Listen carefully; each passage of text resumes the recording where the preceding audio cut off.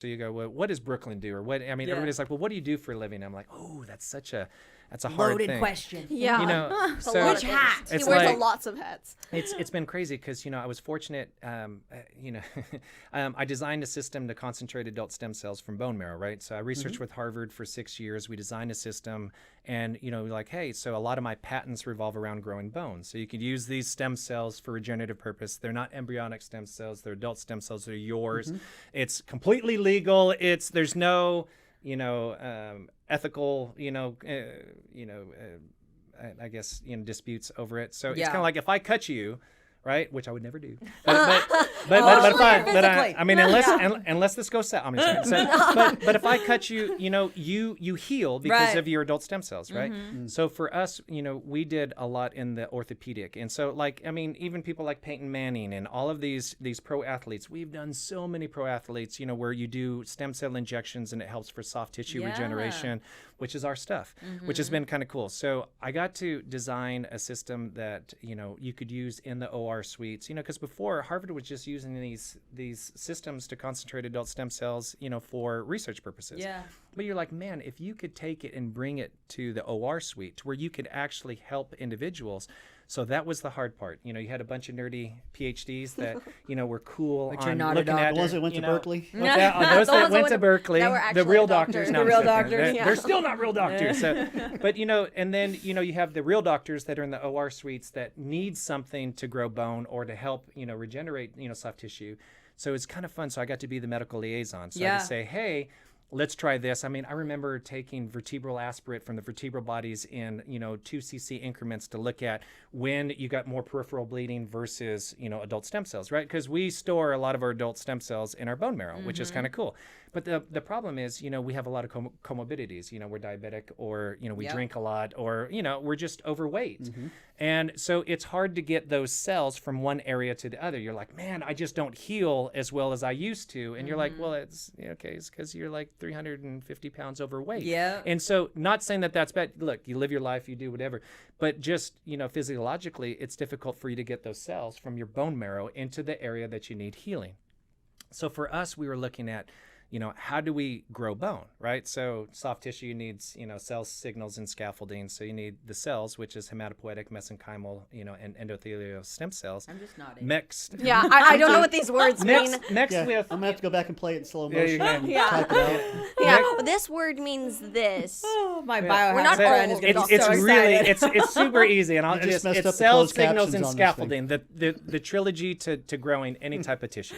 And bone was so hard because we would do these surgeries. And so let's just say that you had a neck surgery and you hurt your neck, you go in there and you get a bone fusion, right? So bone fusion means that you're going to take the adjacent vertebral bodies and you're going to fuse them together, right? Well, what they got to do is they got to come and take the disc out, and so they take the disc out and then they put an implant in there. But ultimately what you're trying to do is you're trying to fuse bone or grow bone between these two bones, right? So what they would do is they would go into your hip, right? So it's like robbing Peter to pay Paul. Yeah. So they go into your hip, they'd cut this incision, then they chisel out all of your iliac got crest hip bone grafts, problems right? later. Well, no, Yeah. that's it, right? So people started complaining more about their hip graft, the location of their hip graft. So then there was a need for biologics. So we said, hey, well, if we could mimic the environment of natural bone, like what do we need, in there to grow bone? So we go, okay, well, I need, the cells, which are, I think are the most important thing. So you need these cells, right? You need these graft material. And so you go, well, what is in? So we got to research and look at, so we got to work with Dr. Muschler from, the Cleveland Clinic. And, you got to look at, well, what is in iliac crest bone graft, first off, that makes it so successful? Because that's the gold standard. Yeah. And then you get to look at it and you go, hey, well, now can we take these cells from one place and how do we concentrate them? Now you're like, oh, well, just throw them in a centrifuge. Okay, that doesn't work because now I've killed them. But right? why not? So I take all of these things and I just spin them around really fast, and I just killed all of them. And so you have to have the viability. So you need to make sure that these cells are viable, that they're going to be able to do what they do. Yeah. So for like 6 years, it was fun. You got to research with the real doctors, right? On the one hand, right? Just ask my mom. That one's for you, Mom. I am a real doctor, I promise. But you have the real doctors that are in there that are doing the surgeries, and then you have the researchers that are at Harvard Med, the Center for Blood Research. And so we got to be, the medical liaison. So we got to create this this business, which was amazing. And so I had some patents that were using hyaluronic acid and PLGA. You know, I'm like, hey, this is kind of funny. So I'm like, you put hyaluronic acid on your face, right? So it helps with collagen and it helps with cartilage Like in regeneration every that's in there, cream right? skincare. Exactly. Well, and then I was like, well, this is kind of funny because your bone goes through a cartilage intermediate, right? So when you take bone and you have soft tissue and you stress it, Wolff's Law, I stress it, micro vibrations, then it kind of forces it. It says, hey, that signal goes, hey, I don't want you to be soft tissue. I want you to become bone. So then your bone goes through ossification.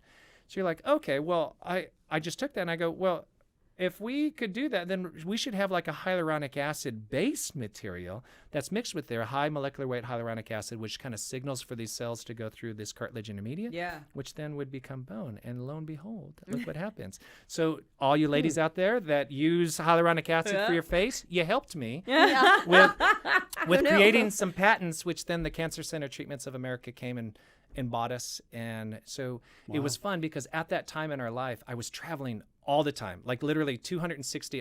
The last year that I traveled, it was 260 nights in hotels and 157 flights. The number of Marriott points we have, it pays off. It was millions. And we had 157 flights on Southwest Airlines. And Lila was 2, Tristan was just born, and my wife was like, we need to do something different. Yeah.